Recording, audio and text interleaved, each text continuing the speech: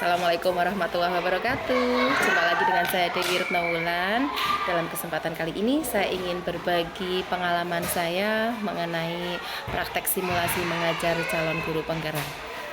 Beberapa tips yang Bapak Ibu harus perhatikan, antara lain yang pertama, bahwa Bapak Ibu pastikan sudah mempelajari RPP yang Bapak Ibu sudah unggah di guru penggerak yang selama 10 menit itu.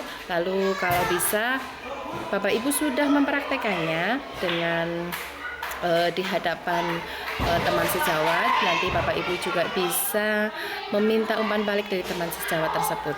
Dari umpan balik tersebut kita bisa mempelajari apa yang masih menjadi kekurangan kita, lalu kita bisa memperbaikinya sebelum kita benar-benar menghadapi asesor pada simulasi mengajar. Kemudian yang kedua, pastikan Bapak Ibu sudah mempersiapkan media pembelajaran, alat peraga, LKPD, dan pelengkap dalam simulasi mengajar tersebut. Pastikan ketika Bapak Ibu berhadapan dengan asesor, Bapak Ibu mempersiapkan diri dengan berpenampilan menarik, menggunakan pakaian yang rapi, bila perlu dilengkapi dengan segala pelengkapnya seperti emblem, nama, dan sebagainya. Itu akan terlihat Bapak Ibu lebih menarik dan lebih percaya diri dalam berpenampilan. Kemudian pastikan juga Bapak Ibu mempersiapkan KTP, karena pasti nanti di awal sebelum Bapak Ibu dipersilahkan untuk mengajar akan ditanya terlebih dahulu identitasnya, diajak kenalan sekaligus menunjukkan KTP. Kemudian tips selanjutnya, lakukan simulasi dengan lancar, pastikan di situ terdapat pendahuluan, kemudian kegiatan inti dan kegiatan penutup. Biasanya dalam pendahuluan Bapak Ibu pastikan di situ ada kegiatan berdoa sebelum pembelajaran, kemudian menanyakan kabar siswa, kemudian juga Bapak Ibu bisa mengaitkan materi dengan pembelajaran sebelumnya. Jangan lupa juga menyampaikan tujuan pembelajaran yang akan disampaikan di RPP tersebut. Lalu kemudian di kegiatan inti, pastikan Bapak Ibu menyampaikan materi secara runtut.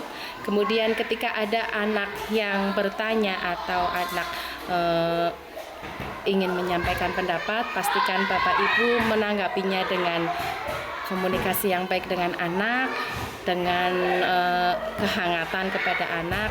Kemudian jangan lupa juga nanti berikan pujian jika anak mendapatkan suatu prestasi yang baik.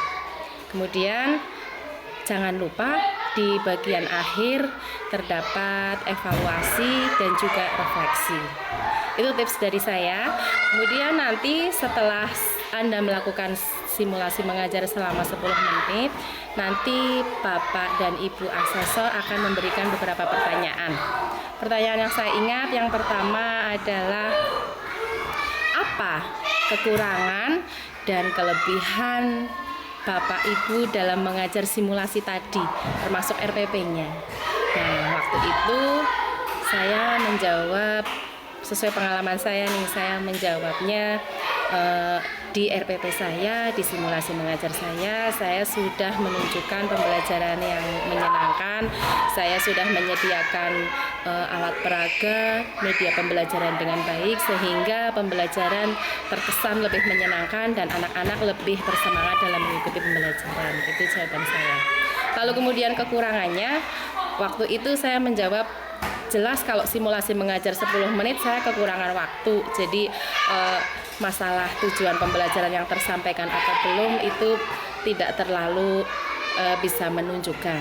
Tapi selain itu juga saya juga menyampaikan kekurangan saya mengajar, terutama di dalam kelas. Saya seringkali mendapati bahwa ketika saya menyampaikan pembelajaran, ada anak yang mudah menerima pembelajaran dengan sangat baik, ada beberapa kelompok anak yang agak lambat dalam penerimaan. Itu saya menjawab seperti itu. Lalu kemudian ada pertanyaan tambahan dari asesor. Ibu, mengetahui kekurangan tersebut, Ibu melakukan apa? seperti itu. Jadi saya waktu itu spontan menjawab, iya Bu, seharusnya saya sebelum melakukan pembelajaran tersebut saya melakukan semacam pendataan awal. Jadi anak-anak yang tergolong kemampuannya lebih cepat saya bisa kelompokkan tersendiri. Saya juga yang kelompok anak-anak penerimaannya agak lambat saya juga bisa kelompokkan sendiri. Jadi saya bisa nantinya melakukan penanganan dengan berbeda seperti itu. Kemudian pertanyaan selanjutnya, di dalam pembelajaran tersebut penilaian apa yang Bapak atau Ibu lakukan di situ? Saya menjawab, kalau dalam penilaian saya bisa melakukan penilaian di satu pembelajaran. Saya bisa melakukan penilaian sikap, penilaian keterampilan, dan penilaian pengetahuan.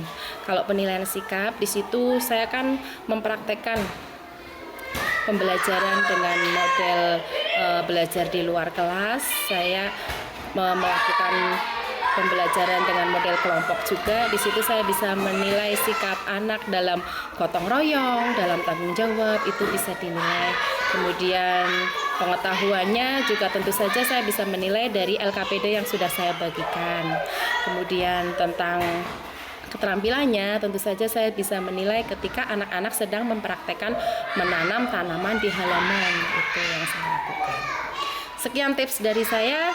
Saya doakan semoga Bapak Ibu yang sedang mempersiapkan diri dalam simulasi mengajar CGP semoga lulus, semoga lancar, semoga sukses. Terima kasih atas perhatiannya. Wassalamualaikum warahmatullahi wabarakatuh.